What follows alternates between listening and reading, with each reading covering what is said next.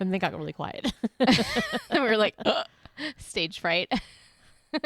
Oh my God, we're podcasting. What's happening? Oh my gosh, it's happening, Michelle.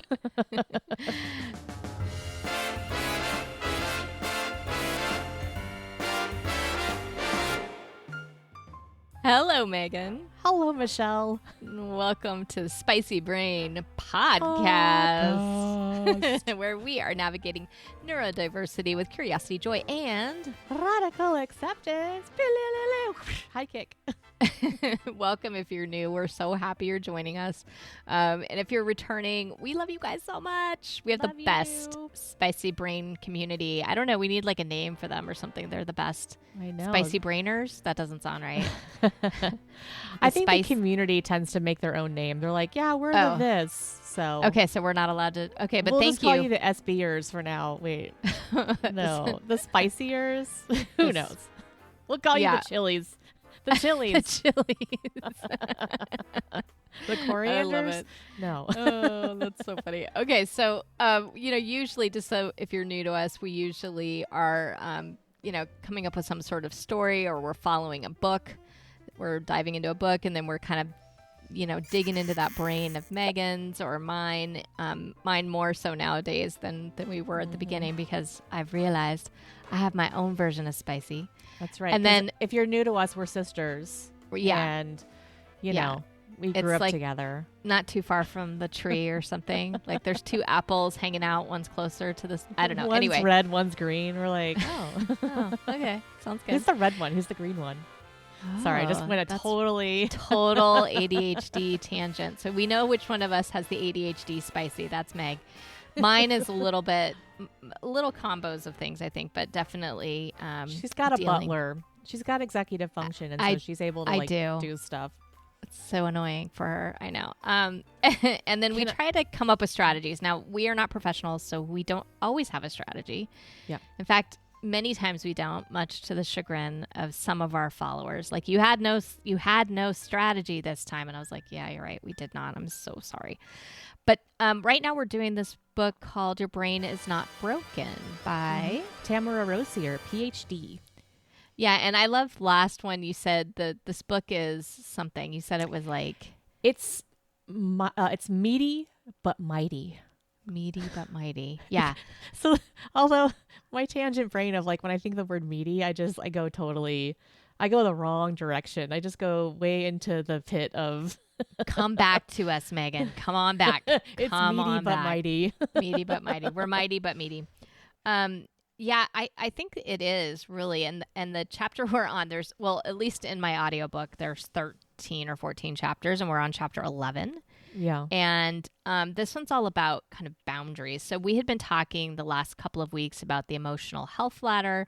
The last episode, I think, is actually really good to share. If you're somebody who is ADHD, listen to that one. And if it's something one of our longtime listeners is giving it to her husband to listen to, she gives him a couple of episodes that she's like, oh, this one I really relate to. And she'll give it to them to understand kind of her a little bit better, because you do a really good job explaining as you go through things, Meg.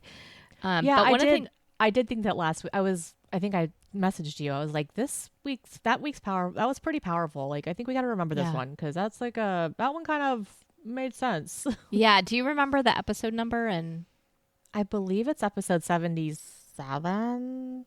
I don't know. I'll look. Okay. So the idea, though, is that she moves on from the emotional health ladder to talk about boundaries, which I think is really related. So I sent you sort of my notes, which is always fun for you to try to read my handwriting. And so we'll do that here in just a moment. I'm going to And Michelle, I didn't realize like how nervous you get about sending notes. Oh, I hate it. It's so I hate for people to see my handwriting. Yeah. Well, when you're dyslexic, it's a thing, right? Yeah. Like you definitely, like, always worried that you're spelling something wrong. And if you had Stella Longo for your 5th grade teacher and had to spell the word environment, Miss Mayadeski, it has iron in environment, so there was a lot of that in my life. So there's a lot of shame still for me, which is interesting with the boundaries we're about to talk about. There's a lot of shame scattered about in my home. Michelle, my emotional home that I need to tidy up and like find a spot for it, because it's not serving me anymore, but it is definitely a thing I've had to work through. Well, what I do find interesting about that is that you're assuming that I can spell. I just assume everyone is like, okay, I'm gonna out Ellen and Cheryl right now that work with me, because they're so good. They're spelling, their grammar, they're just like amazing. Like Brian. And it must just drive them insane to have to like, in some ways, like edit or work with me sometimes. Actually, no. Ellen told me the other day, she goes, I love it. I love finding all the mistakes. And I was like, oh my God, I'm going to give you like the greatest gift, because you're going to find every mistake that I make. It's like a puzzle, Michelle. Yeah. Yeah, it's great. So it's good to have people, right, who have different gifts. And mine is certainly not spelling and certainly not grammar. But that's what I always tell Brian. I'm like, babe, like, we all have different gifts, and like your gift of grammar is just amazing. And mine, Michelle, we like end up, so we go to, we have our cutesy fartsy, which is like where we go to breakfast on the weekends. And we'll do, sometimes we'll do like call it cutesy fartsy, but the name of the restaurant is not cutesy fartsy. Oh, right. Yeah. We call it cutesy fartsy. Like the event of going out is called cutesy fartsy. Instead of like going on a date, we're like, hey, let's go cutesy fartsy. And so we went, like, so we'll typically go, and then sometimes we'll work on like a Saturday New York Times crossword puzzle together or something. Cause it's so funny. That's like so nerdy. I love it. Yeah. Oh it's super nerdy. Cute. That's cute. And because like, it's funny because like the way that our brains work, like it's fascinating because like he remembers all these like technical stuff that I'm always like, I don't know, what is that? And then I'm always going after like the other side of it, like where it's I don't know, it's like metaphors and a lot more weird. So but one of the things that happens is like we'll have like a word that we're spelling out, and then I always misspell it. Like if I'm the one in control, it's like I'm always going to misspell. So this is a very long-winded story way to just tell you that I won't notice if you have misspellings on your notes.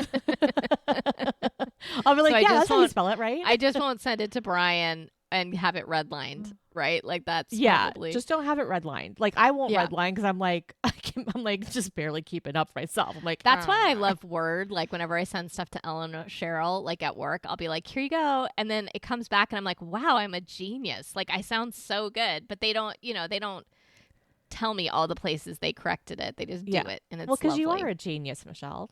Oh well, I mean, I don't not with that, but okay. I mean, I'm okay. I'm smart You're a enough. Genius for with sure. like your brain is brilliant. Your gift is not grammar. That's so just true. like Can everybody on this podcast figure out what their gift is and understand that there's something that isn't your gift, but we don't have to focus on that.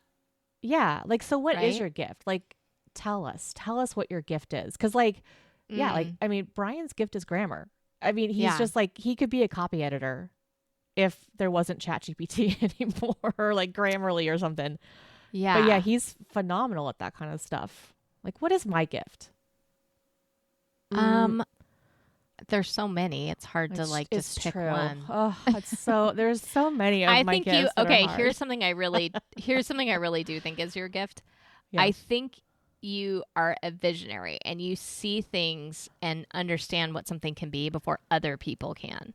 And it's a very lonely place to be, but you can like build things in your mind and create experiences or create apps or create, like it's like multi-dimensional too. Usually it's like there's sound with it and visuals, and like you have this whole world in your mind and or a feeling about what this thing is going to be before people even know they need it. That's true. Yeah. That is a gift I think you have. Yeah. Yeah, because like for any of our listeners who've heard me talking about like me building my app, guys, like I got to the point where like I apparently moved past what the app can do.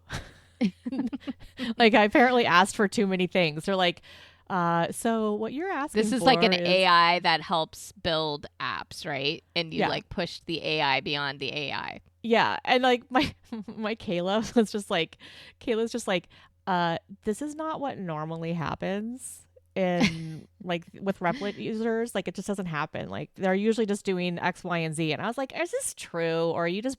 Because she's like, Megan, this app is like revolutionary. And I was like, okay, stop blowing smoke up my butt. Okay, I get it, Kayla, you love me and I told you to validate me. And she's like, I was like, so don't do that. And she's like, no, I'm serious. Like after all, like it wasn't revolutionary before, but now that you're adding stuff in there, it's like, whoa, this is amazing. And I'm like, okay, but really? She's like, no, this is what people typically do.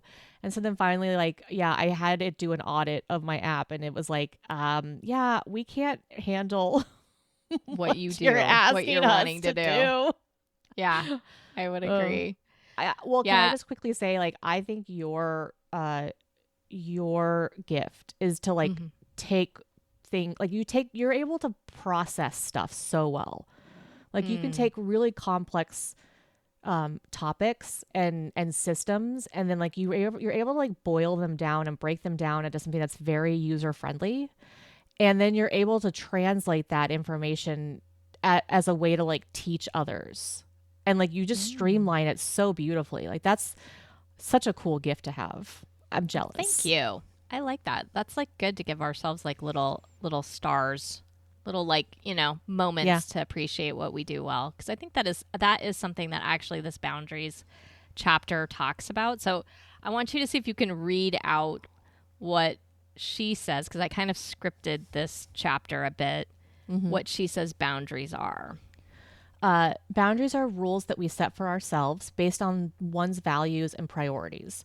They are the physical, emotional, and mental limits that one establishes to protect ourselves from being spit on.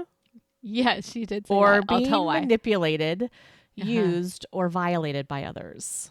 Okay, so the spit on is kind of funny, like that she adds this into kind of almost a definition, right? She's like, this is what boundaries are. And I thought it was going to be a super technical definition, because she's a PhD person. Yeah. And then this is where like the ADHD part of her, I think, kind of comes in a little bit. So the spit on is like a story. She was a teacher and she had a student who didn't know physical boundaries, right? Because she goes on to talk about like some things are sort of automatic. Like for most people, to stand a certain amount away from somebody else, their physical boundaries. Well, this one student didn't. And she's like, so I'd have to remind him every day because he would forget every day. But she's like, just so I didn't get spit on, And I was like, right, when people are talking and like little spittle comes out. So I thought you would think that was funny. That's hilarious. Yeah. So it's funny to me because she's talking about this and she doesn't necessarily make completely a direct connection right away in the chapter to the emotional health ladder that we talked about last week, which again, I think is a really good one for people to listen to. We'll figure out what number that was, but number 77, episode 77.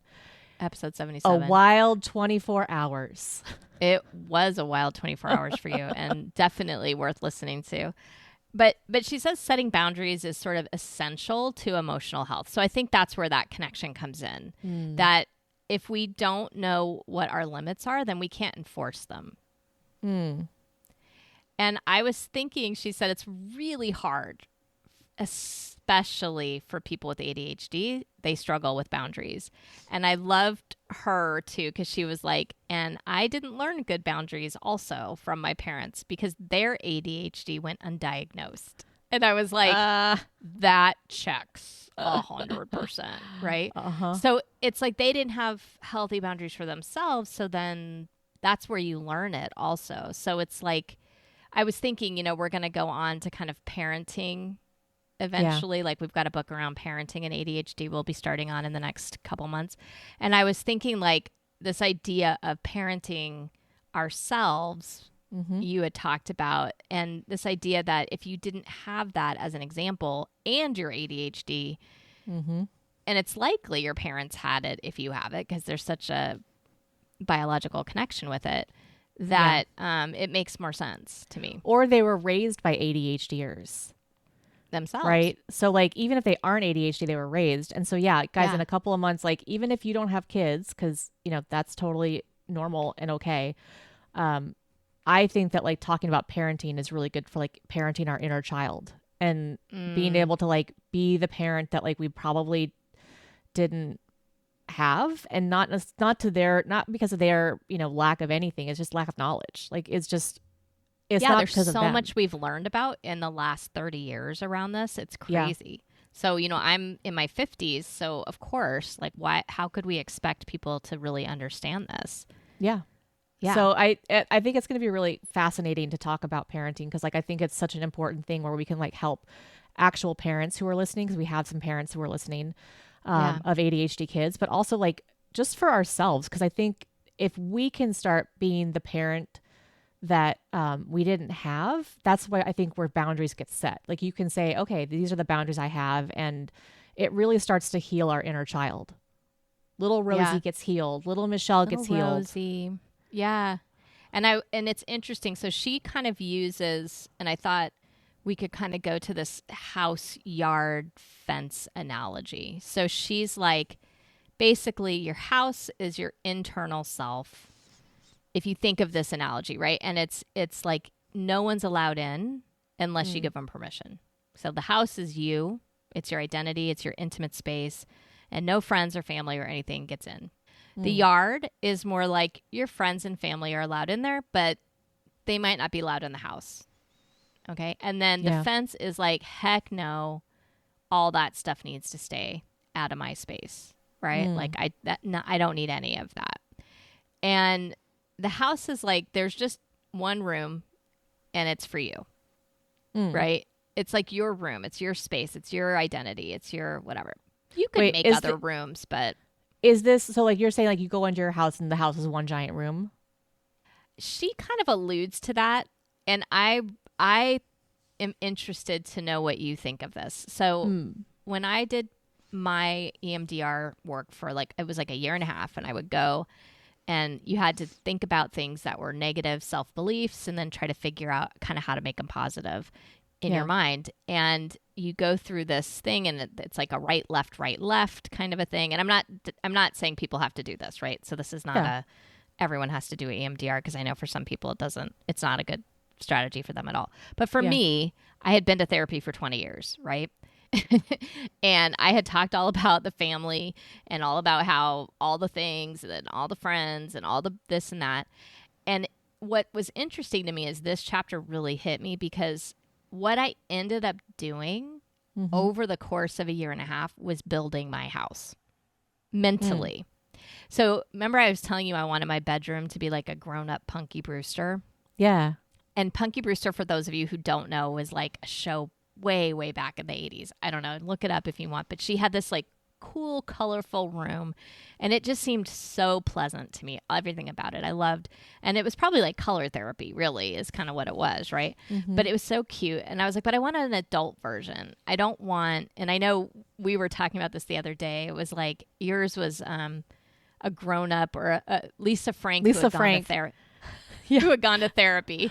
We realized like you guys were like figuring out the marketing for Spicy Brain, and so the whole marketing color palette is basically Lisa Frank, but she went to therapy.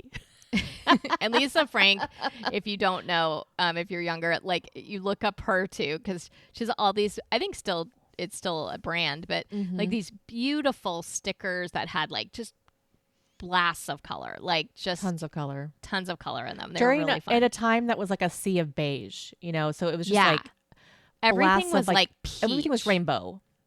Everything was you're right, everything was like this peach and like very light teal, and she was like bold, very saturated colors, rainbow, right? unicorns, rainbows, dogs.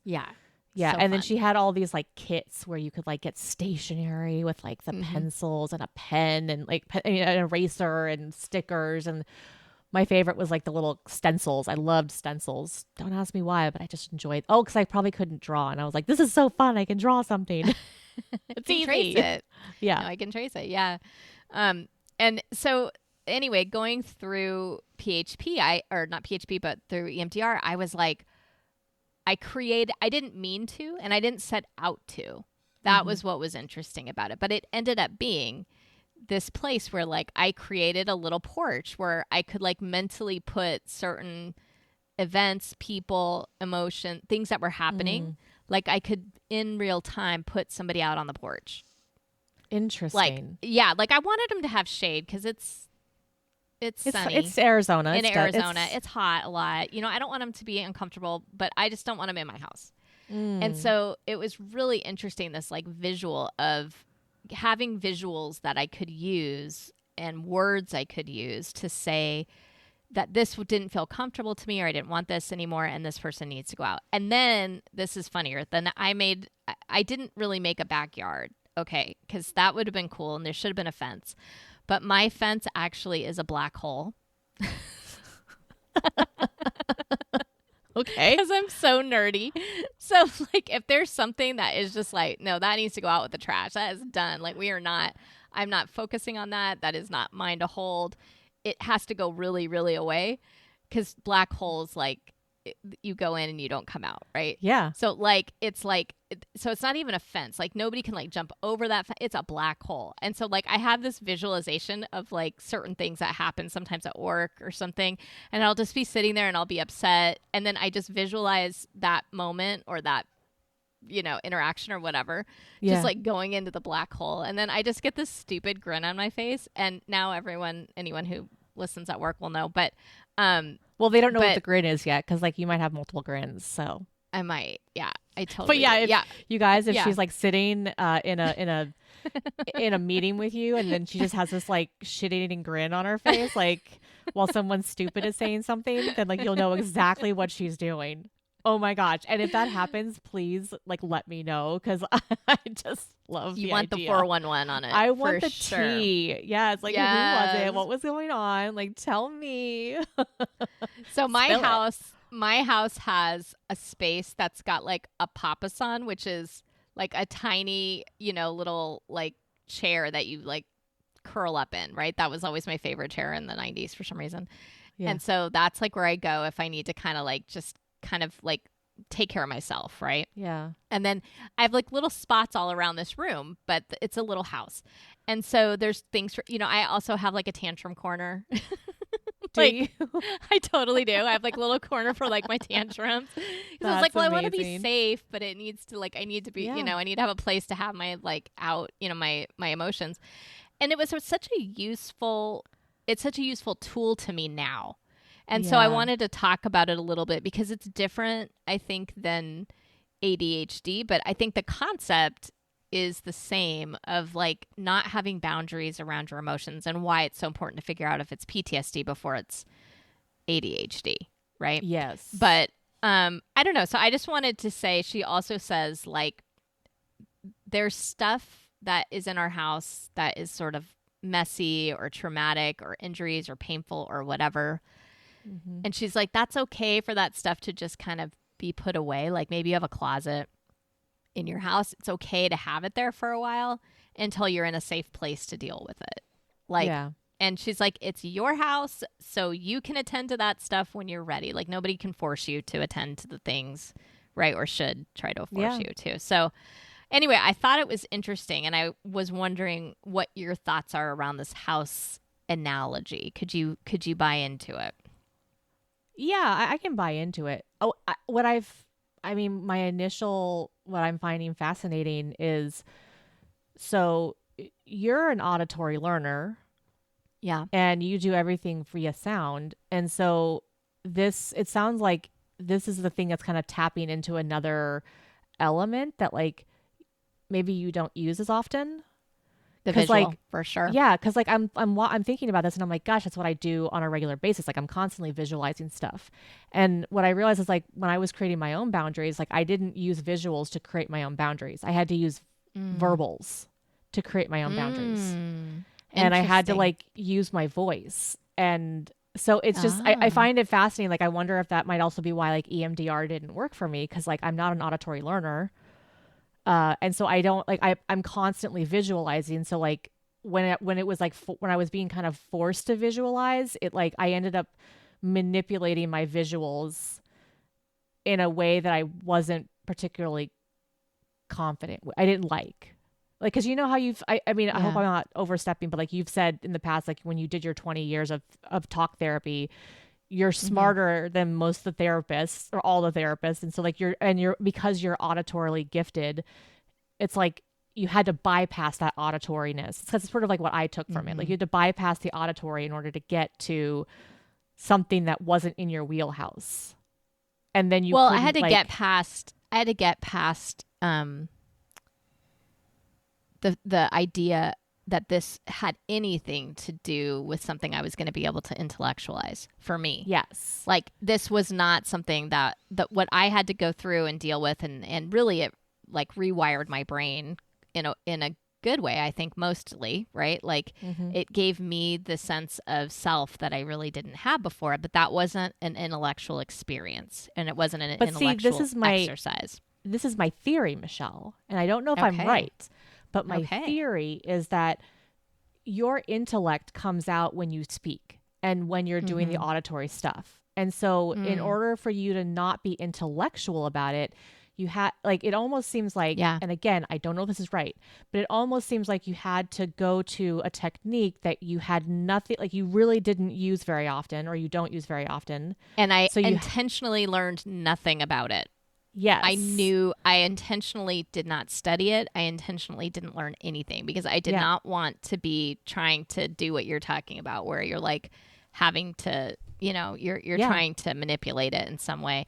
What's interesting is that process, they don't necessarily say like, oh, this is a visualization process, right? Like you don't have to come up with visuals necessarily in that process. But this is what but I did. And you're right. Like it helped me to build that part of my intelligence in a way that I hadn't had before. Well, like it's like, you're building a muscle that you're not necessarily used to using. And so in order to do that, like if it's not a muscle you're used to using, you have to kind of start from the ground, like from the baby level.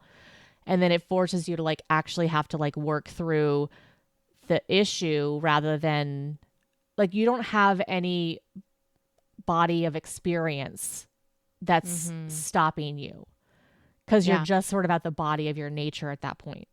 And this is the reason I'm saying this is because like when I'm thinking about for me and my boundaries, like I am so used to like visualizing everything that's where like my intellect is. And so having to like speak something out loud, I had to kind of like go back to being a kid again because I wasn't very good at that. And I wasn't as good at like, verbalizing what I needed. And so I'm it's more of like an ADHD rabbit hole, fascinating. Like I'm kind of curious, like I'm gathering data right now. Cause like, I'm really curious if like, I've always wondered like, why is it that EMDR worked for you, but it didn't work for me? And like, when we say like, hey, try this out, like you have to try out different techniques to figure out what, if to figure out what works, because like, if you go see a therapist once and it doesn't work, it doesn't mean therapy is not good. It just means that specific therapist wasn't good or that specific technique wasn't good. So I'm sorry. My brain is like going a mile a minute because like, no problem. It's like I'm making a connection to me that like seems fascinating. Okay. So let's go back to the actual question that you had, which was, thank you for letting me go on my tangent, everybody. No, but of I course, would be interested if other people feel that way. Yeah. I think it's like two separate things in a way that we're talking about. One is kind of like this idea of just understanding that you should have boundaries. And there's like a very fundamental way to maybe like think about that for yourself. Yeah. And then there's like, how do you internalize it and how do you do it and how do you make it happen? Right. Yeah. And so for me, shutting up is actually the thing I had to practice doing. And for you, vocalizing was the way you like operationalize it. Right. Yeah. But this idea that there is this sort of like sense of self, I was curious, you went through PHP and I know that that's a lot of the work is like that sense of self and identity. Mm-hmm. How might you describe how you see it? I mean, maybe you don't see it as a house analogy at all. Well, I do think that like, I do think that like, and I think that maybe that's why I was instinctually talking about this because I think this analogy is fantastic, but also if you're listening and it doesn't connect with you, it's totally okay. Like, it's just, we have to find the analogy that works for you. Yeah. I do. Like a fence doesn't work for me, but a black hole. A black does. hole. Like, you need an event horizon. That's your fence. Yeah. Mm-hmm. You're like, you get okay, sucked I'm gonna in like spaghetti. I'm gonna put you at the event horizon, and so you're gonna kind of like stand in time and sort of seem like you're just there. And then if I really don't like you, it's like bink, and you go into the black hole. Like, am I gonna pull you out of the event horizon or am I not? I don't know yet, but like, I don't know yet. Okay, you might get to come back on the porch, but we'll still figure that out. The event horizon makes it seem like time is standing still for me, so it's fine. I have time to figure it out. Yeah. Whereas like if someone's at a fence, like you probably don't feel like you have time to figure it out. You're like, they're right there. Like I know I need you to just like pause and go over there for a while. Okay. Exactly. But I like the idea that like it, I didn't see it as a house, but I do like the idea of like helping to understand for the first time. If you have your home, like, who would you invite over to spend the night? Like, it's a very intimate act, right? So, or like, who would you allow to sleep in your bedroom? Like, if you weren't around, like, there's very few people I'd be like, sure, come and like spend the night at my room. Like, I'll be out of town. Like, there's very few people I would like I'd say, hey, use my room. I might say like, hey, you could use the other, like the guest room, but I'm not gonna be like, yes, use my bedroom. So I think that there's like certain people, I think like that kind of helps to sort of start thinking about like who you'd bring in and kind of help you sort of like recognize that you already have boundaries that you've set for yourself, whether that you're maybe conscious you don't even of them or not, that maybe you don't even know. Yeah. I'm remembering like I'm always amazed by people who have such good boundaries and they know exactly, and I'm like, I just want to study them like I'm Jane Goodall in the forest, and like I love every boundary you have. You know what I mean? I'm like, look at the nut, and there's another boundary, and there's another one. Like, and they just know, like, I can't go tonight because blah blah blah. And I was like, I never learned that. Like, it is so, I have to work so hard at it. Yeah, but maybe that's their superpower. Like, maybe that's what they're good at. Maybe their boundary superpower. Yeah, like maybe boundaries is I think. Oh my God, that's going to be my new thing. I always ask the kids, like whenever I'm teaching, I'm like, what's your favorite superpower? What would it be? And I used to always say Plastic Man. I don't know if you remember this cartoon, but it was like they were a plastic family and they could just like, they never had to go pick up anything. They never had to walk over anywhere. They would just like sling their arm like silly putty over to something and like pick it up and bring it back. And I guess I'm inherently lazy. So I thought that was cool. But now I might be like Boundary Man. We can make a whole movie about Boundary Man. Boundaries. Boundary Woman. Boundary Gal. Boundary Buddies. Boundary. That sounds weird. That's what our podcast can be. We're the Boundary Buddies. Boundary Buddies. What? Oh God. It's funny because like you had mentioned, you were talking, and so just a little in the backstory, you guys, of like what we do. Michelle preps us a little bit, and then so I'm listening, but I'm kind of half listening because like I love her, but like it's just not, and she gives me visuals and I'm listening more. But when you were saying house, like the first thing I thought of was like, oh yeah, I totally have a house analogy. And then you gave me what she has for the house analogy, and I was like, oh, I don't think that's what my house analogy is. So what is yours? Well, gosh, I'm trying to remember now, because like I used this analogy a lot when I was going through PHP, and I think it had something to do with like I'm in the kitchen, and that's my space, and so then there's somebody else who's in like who's in the bedroom or who's in their attic or whatever, and it's like we all have our own spaces in the house.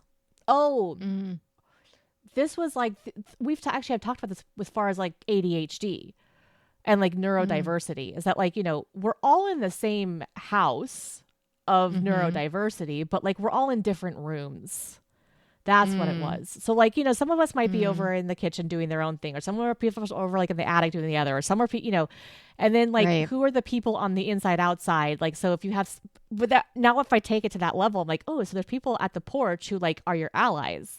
And, they hang out with you. They don't actually live in the house, but they totally like, or maybe they're neighbors, like you've got neighbors, but they're not like in the actual neurospicy house.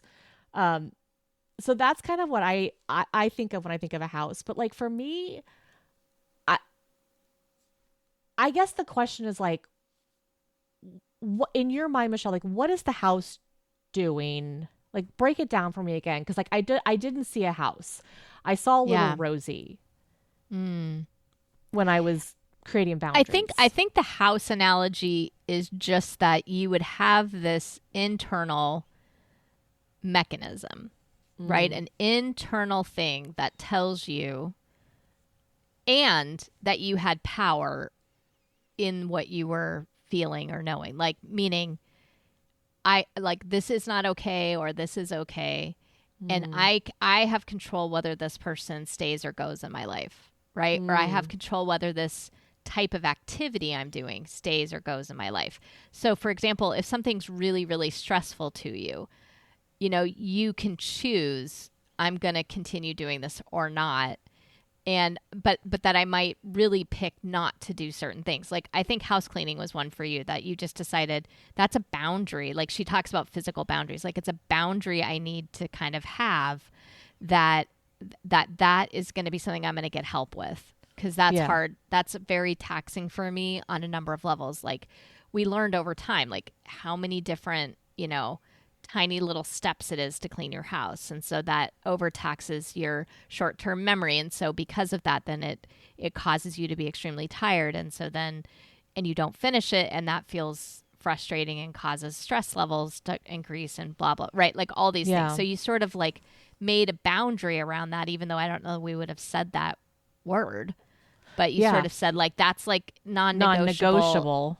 Non-negotiables. Like what are the non-negotiables? And that was the thing you said, like in my budget, that's a non-negotiable. I need to keep her twice a month or whatever it was. And I was like, yes, love that for you because it changes your emotional health and physical health, right? Because everything's cleaner and all that. But like it changes your emotional health and you're like able to not have that stress. Well, yeah, because like when I overtax myself, then I'm out for like 5 or 6 days after. So yeah, it just causes more stress. And then I'm always beating myself up. Like the drill sergeant is like really in full gear and it leads me down to like that delusional stage. Yeah. Where like, you're like, oh, I'm a horrible person because I have a messy house. Right. Yeah. Like, or whatever the thing is. Yeah. Yeah. So I think the house analogy is sort of like just, what are those non-negotiables that you're either keeping out in the yard or you're keeping them outside the fence? You know what I mean? Like, what are the things? And part of what she says is with like your physical boundaries is really about yourself. Like, what are the boundaries you need to kind of keep yourself emotionally healthy first? So it's like, and she said, this is the hardest part for people with ADHD. And I was thinking, yes, after everything we've talked about, it makes sense. So like, for example, regular bedtime. Oh, yeah. And wake up time and how important sleep is for people with ADHD, even more so than other people. And that's that regular bedtime routine is really hard. Sticking to a budget, right? Not having screens. So she's like, you would pick something to anchor on, to try to do for like a week or a month until it becomes a habit. And she's like, don't try to make all of these boundaries happen at once, right? But it's like, basically, these are the things you need to keep yourself okay in your house, so to speak, right? Like, what's the internal things I need for me, just me, to kind of start there. Then she talks about like others, right? Like emotional stuff with others. But like first it's just your own. And she said, everyone's going to be different. Like what you need for you is going to be and it's okay that it's completely different for everybody. Yeah. No, I mean, I think I instinctually did that because I would always say to you, like, I just have to get one thing and get really good at it and then I can move on. Yeah. And Like and then sometimes that one thing you stop being good at it and you have to go back yeah, and start it again. And that doesn't stinks ever because like stay. anytime your routines get messed up, like i.e. not going to a physical place of work, Right. you're going to have to start over with these boundaries, right? These physical boundaries. I was thinking about that for myself. I didn't learn many of these growing up. And so I was like, well, does that mean, because you know me, I'm always like, am I ADHD? But I grew up in an ADHD household. So it makes sense that having a regular bedtime and that routine is hard for me because it wasn't a routine in my life. Like I didn't grow up with that. Yeah. Mm-hmm. Well, what I'm processing right now is that this idea of like the house, I kind of wonder like, is this something that makes sense to people who have ADHD, or is it just me who? Because like okay, so Yeah. I get what this is, but like I'm trying to think like how do I create boundaries? And like it's not a visual, it's a feeling. Okay. And Go for it's it. really about like what's going on in my body. And I can also see that like this could be really useful for like depending on what learning style you are, or like, whatever your thing is. But like for me, it really is like a feeling like it's kind of going and doing something and then sitting with it and saying, how did that make me feel afterwards? Like I don't know why the first thing was like this picnic that we had to go to where I got super burnt this last go around. And I realized I'm like, oh, this is why I rarely go to picnics. Like because I don't like the idea of like being outside and not having any control over the sun and like when I can or cannot be in the sun. Cause like, you just never know if there's going to be shade. You don't know if you're going to have food. Like where's the parking? There's just like so many variables and Sure. it's very overwhelming for me. And then we go and I'm like, oh, and this is why. Cause like I forget to put on sunscreen. Or like I put on sunscreen, but I didn't put it all, like I didn't put it on the right spot, or like, something happens. Yeah. Or didn't reapply or whatever. Right. Yeah. Yeah. Yeah. Cause like who's ADHD people are going to remember to reapply their sunscreen? No, it's just not going to happen. Like, so I have to carry on an umbrella now is what I realized. So that's a boundary though, right? Like you're like, okay, if I'm going outside, then I always have an umbrella. And that's one of the things she's saying is I don't know exactly how that applies to the house analogy, except for I guess you have an umbrella in your house. I don't know. I think that the analogy kind of like loses a thread for me a little bit too at sometimes. I think it really helps me with other people. The house analogy helps me with boundaries around other people, but the ones for myself, I don't know. I'd have to think about that a little bit more, but she kind of goes through this list. And if you look down the list of the notes I sent you, these boundaries, I believe, are there to, again, put you in the best possible place so that you don't go into that delusional rung, right? Like, because anything could send you into a delusional rung, potentially, like as an ADHD person. And so I think the idea is that you're trying to figure out what works for you and setting guidelines for yourself so that it's easier to sort of stay in that survival / that eventually like you are able to use less energy for these things and more energy towards other parts of your life, I guess. Well, now that you're saying that, maybe it's just like kind of rethinking about like going back to like the boundaries and like what resonates. This is actually something that flap, but on the same topic, but I don't even know. So flit. Flit. This is one of the reasons why I struggle sometimes, like when people create their own metaphors, because then I try to like fit myself into that metaphor and then I don't understand it. And then I'm like, I get distracted with okay, well, how does it fit and how do I not? And so that's why I think I feel like I've been a little all over the place with this episode. And again, it's a feeling, right? So like I'm realizing that like this makes sense, but it's not how I do it. And so I think it's great to like if this is what works for you, that's fantastic. But like, then I'm trying to think, okay, well, what does work for me when it comes to boundaries? And a lot of boundaries, I think, just is about living through something and recognizing, did I like it or did I not? Yeah. And this is where therapy was super important, because like, I think I went through a lot of life with things that I didn't enjoy, but I didn't have the skills or the capability at that time to process it after the fact. So for me, like, I have to kind of live through things at least once to know what I'm going to feel. Because I don't always know. Like, so once, but the thing is, once I do know, like, once I've lived through an experience, I now know how that's going to react. And like, I can actually use that information to then extrapolate how I think I'm going to respond in other areas. Right. And this is something that's been interesting with Brian and I, because like, you know, he'll like, what I've observed is that like, you know, we're going to go do something like, we're moving, let's say. And every time we move, I always like, now that I know how the move is, like, I am fully aware of like everything that's going to go wrong. And so I'm preparing for everything that's going to go wrong. And he's just sort of like, doesn't even know. And then once he gets there, it's like, oh, now he sees it and then realizes why I was stressing out. But like, but for him, like, he has to just be in the middle of it, and then he can figure it out. But also, you've done a lot of therapy.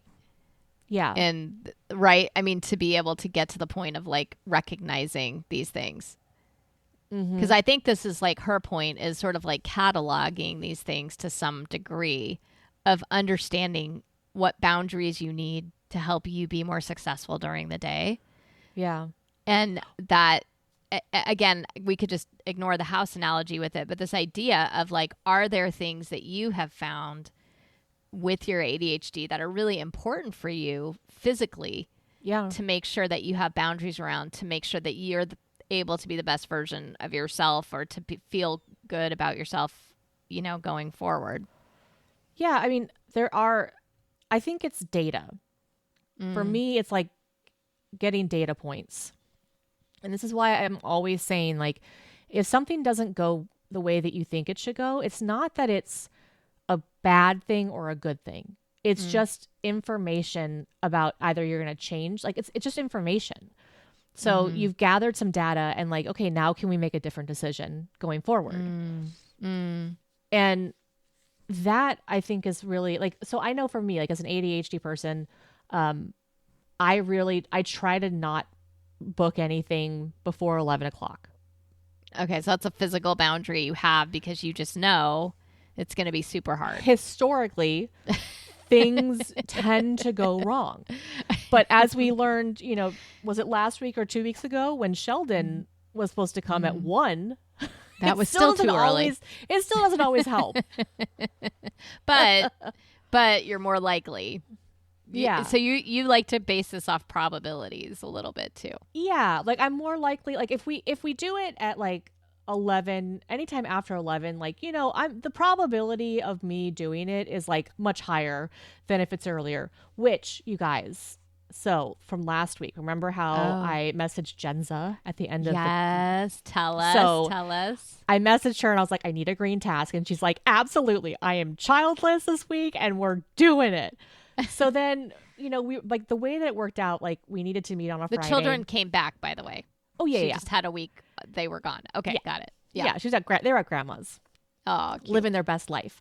So the way it worked out, like, we were kind of, Friday was the day that we could both meet up. And my Friday was just like a little wonky because I had to take the pups in to get, you know, towards the end of the day.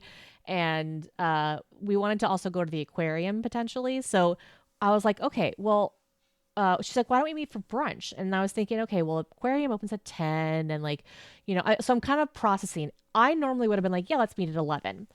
But the way that, like, I knew I wanted to try to go to the aquarium with her, because I've never actually gone to the aquarium by myself when I'm not volunteering. Aquarium. Yeah, you volunteer there and you get to just go by yourself and hang out and see all the awesome things you talk about all day when you're volunteering.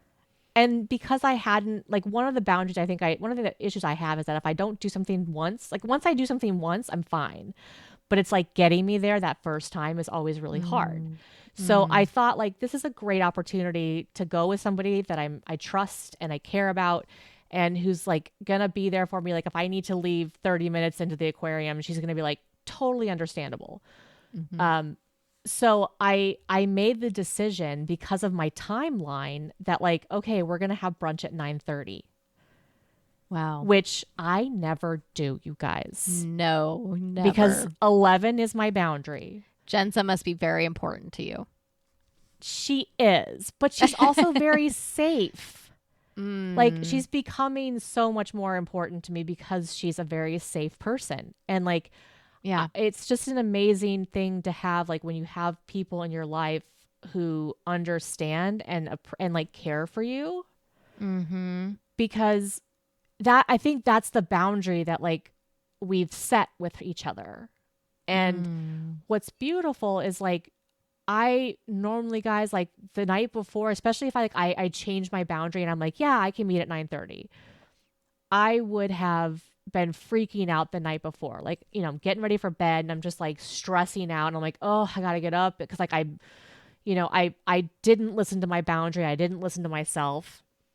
But because I listened to myself and I like knew why I wanted to do it and I felt safe with this person, I was actually excited. Yeah, and I was you told like, me. You know what? I might be late, but she'll be fine if I'm late. Yeah. And it was such a different experience. Interesting. And it was really interesting too, because like, you know, she listens to this podcast. And so like, she's mentioning stuff that like, I was like, oh yeah, we talked about that. But like, so she understands like the ADHD part in a way that a lot of other people in my life don't. So like, there's already this like built-in boundaries with her. Right. Like you can invite her into your house, so to speak, and know that she's not going to like do something weird. She's like, yeah, if I have like a Ming vase, she's going to have kid gloves with my Ming vase because like, she knows it's she's important taking to me. care of those pieces instinctually or through learning or whatever that you know you're safe with. That totally makes sense. And what was really interesting, now that we're talking about boundaries, is that I've had a couple of times with her like now, so it's like I'm slowly kind of working my way through the rungs while being with her. Cause like I think in the past, like, you know, like the first time I met her, I was like delusional. I was like, oh my God, I was just like freaking out, like trying to get to meet her. And then, you know, the next time I'm like in survival mode. And then the next time I'm in, you know, whatever the third rung is, autopilot. Autopilot. Yeah. So this time what was interesting is like, as far as boundaries went, I was realizing that like, you know, based off of her expertise in the world, like I've been really trying to make sure like I don't overuse like her expertise. And so I just made it a boundary for her and me. I was like, hey, I just want to point out, like, if I ever ask too many questions about like your work or like what you're doing, I don't want you to ever feel like, cause she's just in a service environment. I don't ever want you to feel like you're, you know, like if I'm asking for too much, like I want that boundary to be there that like you can tell me, hey, like you need to go talk to your person for this or whatever. Like, you know, that she doesn't feel like I'm being a burden on her. Sure. And so I switched into like being very like from being this like selfish part of me to like being more like inclusive. Like remember there's like that rung where it's like you stop being selfish and then you start thinking about people. The other people. Yeah. And so like I started creating a boundary for myself with her because I'm realizing like, oh, hey, I tend to just like ask a lot of questions because I'm fascinated by the world. But if it ever veers into like not feeling like just a question and like you're feeling like you have to like create something for me, you know, let's just nip that in the bud because I don't want you to feel that way because like I love you so much and like this is such a great experience and I don't want like my rabbit hole brain to potentially come between us. Let me know if you need to stop my brain from going where it goes for sure. Yes, exactly. Did you feel like like to focus on the physical boundaries that you created to be able to get to that place? Like, what were the things you had to do the night before or the things you had to do in the morning to put yourself in a place where, like, you were ready to go out at 9:30 a.m.? Or did you? Oh, I didn't. Maybe that's the next step. Well, when you said that, the first thing I thought was that for the last few years, I've really been focusing on 11 o'clock. Like, that's the time that makes the most sense to me. And that is like to the go thing do I've been. Something in the morning. Yeah. Okay. Yeah. So like if I'm like my very first appointment. So I've just been, if we talk about one thing at a time, I literally, guys, have spent like 3 years just saying, like, just reminding myself 11 o'clock. Like, oh, the doctor's available at 8:20. Nope, can't make that one. I'll have to come another day to get there at 11. Because again, the probability of me getting there and not activating my limbic system, I think that's the key. The probability of me getting there, not activating my limbic system, is far greater if I do it at 11 o'clock than if I do it at 8. Okay, so if you're not going to get into that fight, flight, stress response, right, it needs to be after 11. Okay, that makes sense. But I had That's to like go boundary. through that I had to go through that for like the last 3 years, like with, every doctor's appointment, and realizing like, oh, I should apply this rule to doctor's appointments. Oh, I should apply this rule to, like work. Oh, I should apply this rule, like, if I can. And I've had to like screw up in order for me to realize like, hey, I don't want that to happen again, because I don't like the way I feel when that happens. Yeah. And I don't like my drill sergeant being a jerk. So now I need to but it's taken a long time. And I think that like, honestly, like the thing, so I had to practice that, but then I also had to like build rapport with her. Because I think if I hadn't had, like, if she didn't understand all the ADHD stuff that we've been going through, or that I go through, like, I don't think I would have felt safe. And I wouldn't. Yeah. I mean, it's the fact that, like, when she invited me over to her house, she's like, I don't care if you come, like, who needs a bra? Like, whatever, come in your PJs, like, just burn the thing, like, just come as you are, like, don't, and just was very understanding that, like, I'm going to come as I am. And then I felt that. And so, like, she said it, I experienced it, and then now I start trusting it. So now, like, for the next time, it's like, hey, I'm willing to go outside my comfort zone, because I know that, like, the way that my schedule's working out, I want to make sure I see you. And really, this is the only time. So I'm going to go outside my zone. I would always prefer to do things after 11, right? Yes. Like, that's my boundary of most things, most of the time. I can change that periodically, but most of the time, that 11 o'clock stands. 11 o'clock is going to it's going to usually be the thing. And I think that's interesting. The green task, though, is important, Michelle. Like, I was like, I know this is going to be a green task. I know I need to go do this. We talked about it. And so I was like, I know. And I told myself the night before, okay, this is what I did. I told myself the night before, like, hey, you're going to wake up. You're probably not going to feel, you're going to feel sleepy. You're not going to want to go, but you're going to go, because it's a green task, and you're going to feel great once you've done it. Yes. That's what I did the night before. And the green task, that's like an episode from a little bit back, but this idea of green tasks are those like centering, grounding, life affirming things, and those people that can be that for us as well, and that we have to pepper those things into our week. And it's cool as you say it, because I like this idea of boundaries, but also this idea that we can shift boundaries if it's worth it. But knowing that something is worth it takes time to figure out, right? And so she talks about in this chapter a lot about kind of tidying, meaning like you're always having to think about these things and feel these things and figure out what boundaries are necessary, right? And then it also sounds like for you, like the way you were talking about it, like what boundaries are okay to adjust given the right circumstances. And for some people, I think there's this list she gives of all these different like physical boundaries. I love yours is like not doing anything before 11 a.m. I think that's an amazing one, especially for people who are late night owls, to do that so that you don't end up sending your limbic system into overdrive all the time. Yeah, like whatever your start time is, like that's like Yeah. however much time you need, find the start time that works for you. Right. And what's that's your interesting in start time. her, she talked about not working past 7 p.m. is one of the boundaries she listed. And I was like, wow, such different humans, right? Like different things that motivate you, different of those going from red to blue slides. I start my day at 7 p.m. Yeah. Right. So that's completely not for you. She's like, don't answer work emails on the weekends. And I was thinking Megan would have to remember to check her email. Like that would be a boundary. It would be the other way, right? True. So it's just funny. So I think there's, kind of these things that if you yourself make your own list of like what yours are. And I was trying to think of like, do I have boundaries like this? And I do actually, I think more so nowadays, which is I am an early to bed person.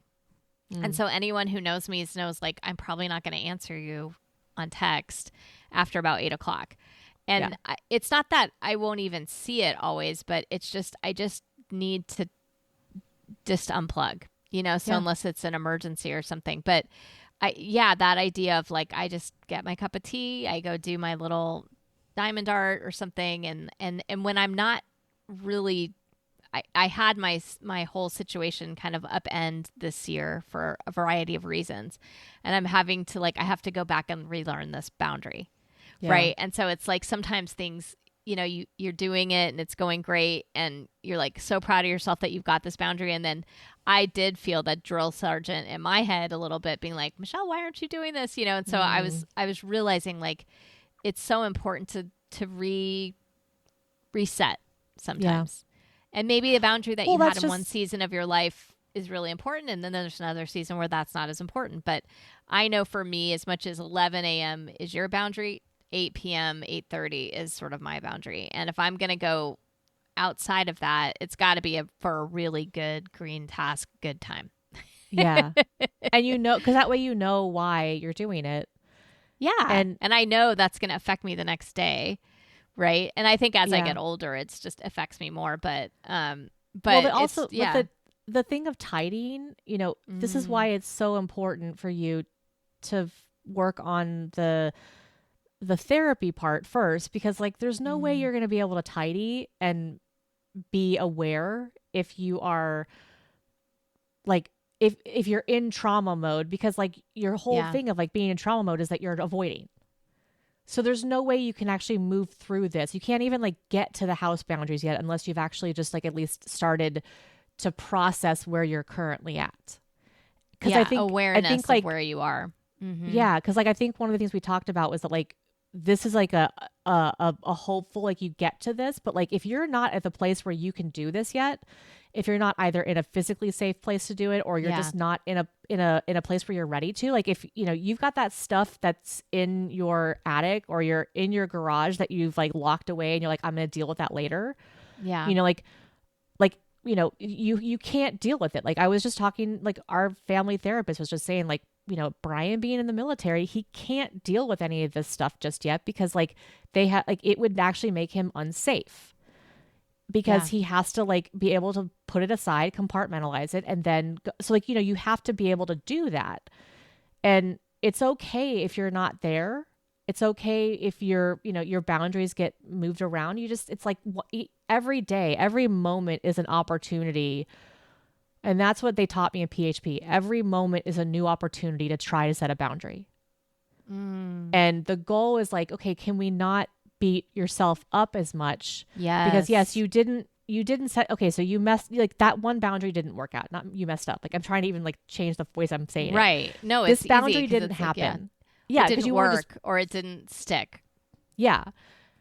But then literally like an hour from now, I have another boundary, or like even just in that moment, I have another opportunity for a boundary to not beat myself up or to try something different. Like this happened with my eating disorder. It's like, okay, you have this, meal that is not the most nutritiously dense meal that you've ever had. Okay, that's one meal. So your next meal is an opportunity for you to get back to that new boundary. And like that meal happened, acknowledge it. It's there. It doesn't mean you're good or bad or anything. It just means it was just a moment. It's more data. The next thing, the next meal you have, the next boundary to set, like you have an opportunity. And you might only like fix a small amount of it. You might just like, hey, can I bring a carrot into that meal? That one carrot is more than you've done. Like 99 puffy Cheetos and 1 carrot is still a win. You still got the 1 carrot in. Let's get excited about the like wins, you know, and stop looking at like everything else that you haven't done. Like, what new thing have you done? Yeah, or tried. Like in the beginning, Michelle, it was like I had the hardest time creating boundaries, and it was like even just recognizing that I needed to create a boundary was so difficult. Yeah, and no, so I understand that. I understand that.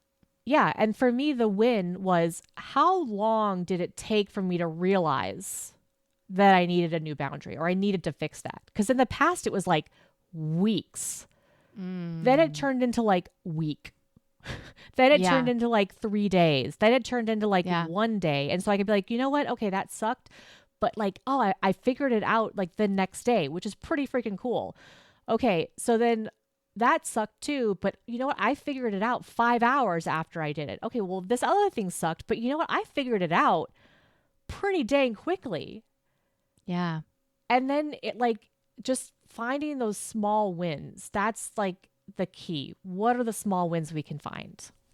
I love that idea. And I think also just knowing it's okay to try out boundaries for yourself and for others in your life, right? And I struggle with this, and I will tell you this is probably the thing that is the lifelong for me continual progress on this. And I sometimes feel like I go 2 steps forward and 19 steps back, and then I jump forward again and I go back, and I do notice a difference in myself around it, but I will say people in my life notice it more than I notice it myself.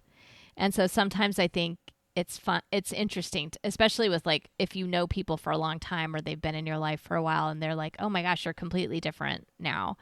And I often have to be like, well, how? Like, because to me, it's in real time, you know? Yeah. But then there's moments where there's clarity of like, ooh, I would have responded this way before and I'm not anymore. And that was hopeful. You talked last week a lot about hope and that there was some ways to help get out of this like delusional rung back into survival and even higher up in quicker succession. And I feel the same way around boundaries. Like I feel like hopeful that I don't always get it right, but that there's hope that I don't just have to do whatever fire or thing is right in front of me. Like your emergency doesn't have to be my emergency. Correct. And that other people's emergencies oftentimes shatter or I allow them to shatter my physical boundaries. Right. And like going to bed at 8:30, for example, right? Like I have a teenage son, so he's never home at 8:30. Right. And so, you know, he's coming back late and that can really mess with my whole schedule. Right. And that's not bad necessarily always. But then I had to kind of realize like, oh no, I need to keep this boundary and I need to trust that he's going to be okay. And thank goodness we have our mother who lives with us. Yeah, she can check in on him. She's up all hours of the night. Goes to bed at 2 a.m. So she's usually up, you know, when he comes in or whatever. And he's learned to come in and just let me know quietly that he's home. And I had to create that boundary. I'm like, I just need you to let me know because I sleep better. Yeah. Even though like he might wake me up, I can go right back to sleep for whatever reason. That would not be true for you. But for me, it is. Yeah. And then I hear things and I don't freak out in the middle of the night, right? So it's like all of those things. So figuring out your own boundaries, I think is a lifelong process, but I think can be a lot harder if you've never been taught them because maybe your parents were ADHD or maybe because potentially, who knows? Just we're not saying anybody specific. Oh, there's a bird, you know. No, maybe no one. Or your own symptoms with ADHD, right? that like regulating yourself can be difficult. And well, I think boundaries and those type of things, right? But boundaries are difficult for anybody. I mean, our society has a hard time with boundaries. Yes. And so I think everyone's going to have a hard time with this. I think the challenge for ADHD people is that we're going to forget. And so the question is like, just trying, like, if the one thing you can do is just like, try to think about like, what's one, like, what is the positive part of it? Or like, or not even that. It's like, I don't know, what's the one thing? I think you have to figure out like what's the one thing for you that actually helps. Because I was thinking like if you told me that when I was a kid, I would like, tell me one good thing. There's nothing good. It's all terrible. know? So like maybe if you're saying it's all terrible, you might want to talk to a therapist about that or talk to somebody about that, Yeah. Because then you can start working through it. And Michelle, I would lovingly, can I give you a little bit of like unsolicited feedback? Sure. I heard you say, I don't get my boundaries right. And I think you get your boundaries, like, I don't think it's about right or wrong. I think like you're just working on your boundaries and like you're figuring it out for yourself. And you have come so far in like where you were and like where you are now. And you're a rock star. And I don't know how you help remind yourself about that, but like you're like, the fact that like you were able to sit with me the other week and not try to fix anything, like you were my coach, but not my savior.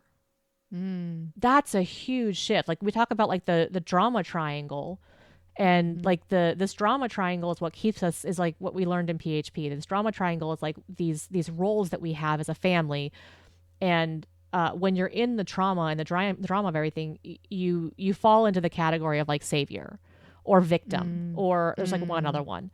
And so what you want to do is take that mentality of like a victim, and then you want to become a champion, or you want to like, you become a savior, you want to become a coach. Like there's, and I'm probably messing up the actual terms, but like the idea is that like you want to kind of take these skills that you learned in order to deal with hard times that are maybe not the most healthy, and like you want to flip it to a healthier idea. And I feel like you've done that. I mean, the fact like that you were able just to coach me and then walk away from it. You said that last week. You're like, I realized I only needed to do it for like 4 or 5 minutes, and then What's funny is like I wouldn't have considered that a boundary, but you're right. It is one that I think I've had now, and I think it's easier for me to hear what you're saying also right now. Like my initial instinct is it's like, oh, like I don't want to be championed. You know what I mean? Like I'm not a gold star person really. Like I don't need that, I think sometimes. Right. But I think I do need it. And I think you do need that. We all do. I think we all need it, but I definitely need it. And I need to like let myself have it and let myself feel it. And it's hard to be vulnerable for me. Like my job was not to be vulnerable. Like my job was to be, a just hard, get everything done person, right? Like that's, I don't know, I guess maybe that's the savior thing or something, right? But it's like there's nothing about you in that. Like there's nothing about me in that role, right? A coach, you still get to be yourself. You're just, savior's like something that's completely not human. And and yet you become human in ways that sometimes aren't healthy, right? Because you need to be human. Everyone's human. And so for me, I think when you're saying that, I really appreciate you seeing that, because I've worked hard for it, and I know I've worked hard for it, and it's been really tough, and it is really hard, as you're saying, like to figure these things out, and to then also say to yourself, if you are in that savior, you're fixing everybody else thing, which is of course so, that's the part I think that's kind of hard to hear, right? It's like, oh, because I thought I was better than you, or that I thought I was, you know what I mean? Like, I don't know. It just, it brings a lot of like shame kind of component to me for when I'm thinking about it and feeling it, because it's like, as though, right, like I'm some godlike person who knows what should be done, right? That isn't true, right? But that is what you end up being like, I think sometimes when you're in that savior complex. And well, and I think the savior is the for wrong that. word. So I do Yeah. apologize. I think it's not the word they use in the drama triangle. That was just the first one that came Oh, to my good. So mind. now I'm I'm sorry. getting that wrong. Just kidding. No, it's me. I'm getting it wrong. Me, Michelle. I get it wrong. But whatever it is, Yeah. that thing of that you're going to be the fix it person, I Mm-hmm. think is very it's just, I'm trying to think of the word. It's so you're assuming so much. Mm. You know, there's so many assumptions there when you think you're going to be able to fix someone else. There's so much judgment there also, I think, oftentimes. And But I think also, like, I think about little Michelle when I'm thinking about Miss Fix It. And like, that was the way that little That's what I Michelle had to stayed do. safe. That's how she stayed safe. Yeah, And I'm not saying it in a way that I'm upset with little Michelle. I'm saying that I understand now that that is not useful. Right? It's just not, it doesn't help. It doesn't help the other person. Like, you thought you were helping and you're not helping. Yeah. Well, it's like That's me beating oftentimes. myself up. I thought that me beating myself up would help other people, because then if I just took it on, then others wouldn't have to worry about it. And I'm learning, like, oh, that's actually not helpful for other people. Yeah. You know? And so, like, I think what I'm also like, I feel bad because I'm like, I don't want you to like feel the shame of it. But then I also realize, like, you have to be able to feel the shame. Yeah. Like, this is a good boundary moment, right? Like, Yeah. I'm just actually realizing in real time that, like, I'm saying a whole bunch of things and not just acknowledging the fact that, like, I feel bad that I made you think about being shameful around the word savior, because that wasn't the goal. That wasn't my intention. But I also recognize that, like, I can tell you my intention, which was to, like, champion you and be like, you know what, like, you're awesome. But that also, it's okay for you to have whatever emotion that you have with it. I can't fix that. And in the past, I would try to, like, walk it back, or I would, you know, like, oh, no, let me actually explain it away. And really, what the best boundary is to be able to say, hey, just so you know, like, this is where I'm at. This is what I was thinking. I also acknowledge and support the fact that you're having an emotional response to it. And I'm going to, like, allow for that to be there. Yeah, but I'm not going to hold it. You didn't know. I mean, I always think of it. A friend of mine once told me, like, sometimes we step on each other's toes and we didn't realize it. You know what I mean? And it's like, you didn't do, you know, you're not like trying to, like, break my foot. You just were like, hey, this is something I noticed. And I'm like, ouch. Yeah. And then, which brings us perfectly into the next part of this, because if you look at the notes I sent you, the next thing is about boundaries with emotions. And she talks about being a shame collector. And I love this idea for myself in this time and in real time to say, hey, like, yes, that idea of savior, of fixing other people, that's like a little shame moment that I'm feeling. And, like, I don't need you to do that anymore. Like, thanks, but you can go into the black hole, because I don't need that. That doesn't help me anymore, and it doesn't help Meg. So we're just going to, like, shoot that off into the black hole together. And I think that's a beautiful way for us to, like, sort of end our time today, because we're going to just visually, you can do it so easily. For me, you're going to say, like, okay, Michelle had this little shame response. Yeah. And we're going to say, okay, shame response, like, you just get to go in that black hole, because there is no space for that. We have no room in the inn for you. You got to go. That's right. We got big things to worry about. Yeah. And that shame is not going to get us there. No, it is not. And next time we're going to talk more about that. Yeah. And my worry for that shame, I'm also going to send into the black hole, because it's not going to help us down the road. No, it's not. I love it. Well, I love you so much. Cool. We're so cool. Like, we never would have had this conversation even like a year ago. Oh my God, no. When we first started this podcast, we wouldn't even had that. Oh my God, it's been more than a year and a half ago. Oh my gosh, it's wild. Okay, so cool. I'm curious if anyone in our community has any boundary they would think would be important to work on for themselves. And I also think, like, does anybody have any other, like, you know, analogies? Because I think you have to find your own, right? Yeah. Yeah. What is your analogy? What is it? What's your analogy around this? Like, if you think about Boundaries. Like if the house doesn't work for you, like what would you do? Yeah, absolutely. I love you. Love you too. Bye. Bye.